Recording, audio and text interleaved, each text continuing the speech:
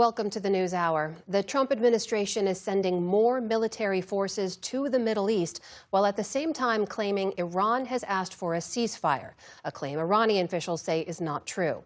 Meanwhile, 1 month into the war, President Trump is scheduled to address the nation later this evening. He's expected to provide an update on the war effort and reiterate why he believes it was necessary for the United States and Israel to attack Iran. Nick Schifrin begins our coverage. In downtown Tehran today, the smoky aftermath of strikes in and near the former U.S. embassy that for decades has been controlled by Iranian forces. And the U.S. military continued to strike Iran's missiles, drones, and defense industrial base. We're finishing the job, and I think within maybe 2 weeks, maybe a couple of days longer, to do the job. The U.S. and Israeli strikes have led to the administration's public confidence. And we can see the finish line. It's not today, it's not tomorrow, but it is coming. The positive rhetoric has rallied the markets and reduced oil prices. But the reality is more relentless. For the 5th time today, Israelis headed to their bomb shelters after debris from a shot-down Iranian missile crashed into an apartment outside Tel Aviv, leaving behind a dusty baby stroller and rocker. Independent researchers say Iran's daily missile launches, while reduced, are still as high as dozens, despite 1 month of war. And Iran's stockpile of highly enriched uranium remains inside Iran, even if it's believed buried under nuclear sites attacked by the U.S. last year. And the Islamic Revolutionary Guard Corps reiterated today that the Strait of Hormuz remains, quote, firmly and dominantly under its control. Even modest estimates are that the reduction in oil and liquefied natural gas will stunt many countries' economic growth. International Energy Agency Director Fatih Birol warned today. The loss of oil in April will be twice the loss of oil in March. On top of that, you have the LNG and others. So it will come through the inflation. Given all that reality, today President Trump reversed previous statements about the Strait not being a core issue and wrote on Truth Social that Iran asked for a ceasefire and, quote, we will consider when Hormuz Strait is open, free, and clear. Until then, we are blasting Iran into oblivion, or, as they say, back to the Stone Ages. Iran's foreign ministry denied there were talks at all, as read out by a state TV news anchor. Trump's statements about Iran's request for a ceasefire are false and baseless. And Iranian President Masoud Pezeshkian added in a letter addressed to the American people, quote, throughout its millennia of proud history, Iran has outlasted many aggressors. All that remains of them are tarnished names in history. But today, President Trump shrugged off Iran's public threats, telling Reuters, quote, I'm dealing with a very good chance that we'll make a deal because they don't want to be blasted anymore. He also said those blasts could resume even after the war ended. Quote, I'll leave, he said, and I'll take everyone with me. And if we have to, we'll come back to do spot hits.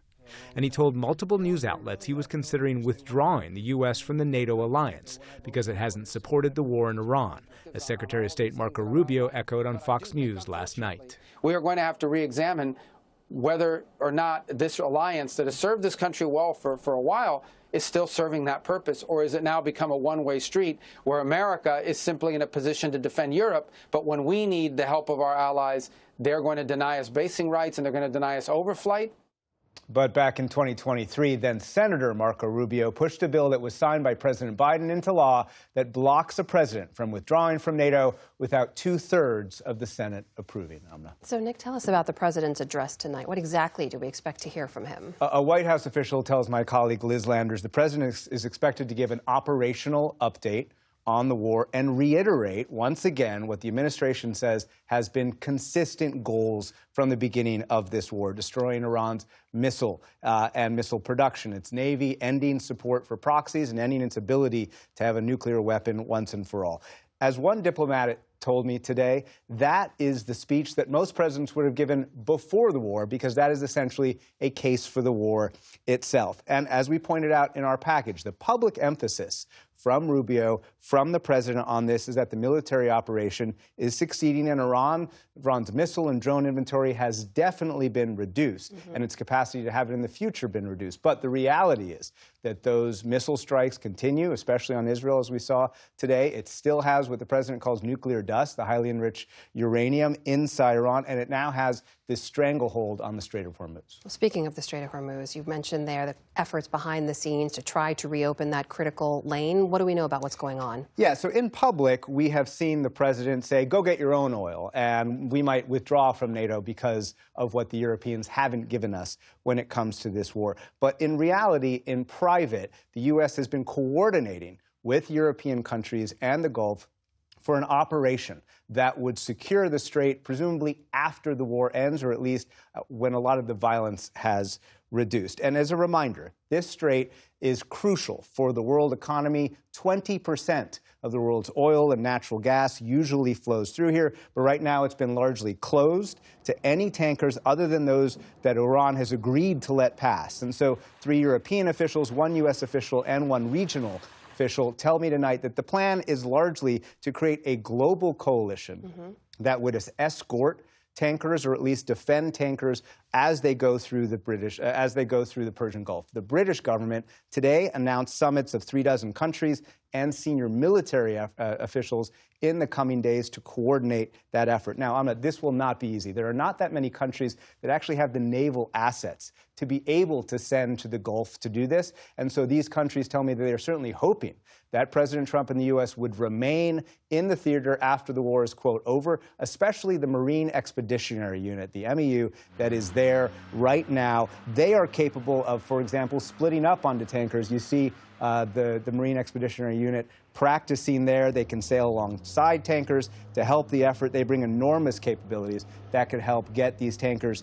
through the Gulf. And alongside those Marines, a U.S. military official confirms to me tonight that plane, the A-10, could help in this effort, but also help in other efforts if the president chose to escalate this war in the coming weeks. Meanwhile, that Strait of Hormuz is going to be the subject of a Security Council resolution tomorrow. What does that say? The idea here is to give international legal authorization for that military effort that I just described. And according to a text that we obtained today, it says, quote, the resolution authorizes member states acting nationally or through voluntary multinational naval partnerships to use all necessary means, commensurate with the circumstances, to secure transit, passage, and to deter attempts to close, obstruct, or otherwise interfere with international navigation through the Strait of Hormuz. I'm told by one diplomat on the council, even that language, which has been pared back, is an uphill climb to get to the 9 votes they will need for this passage for tomorrow. But if it is, it would give Europe, it would give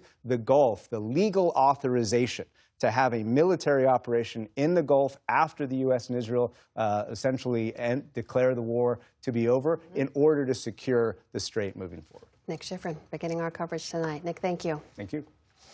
And you can tune in tonight at 9 p.m. Eastern for our special coverage of President Trump's address to the nation on the war with Iran. You can watch that here on your local PBS station or on our YouTube page or our website. Support journalism you trust. Support PBS News. Donate now, or even better, start a monthly contribution today.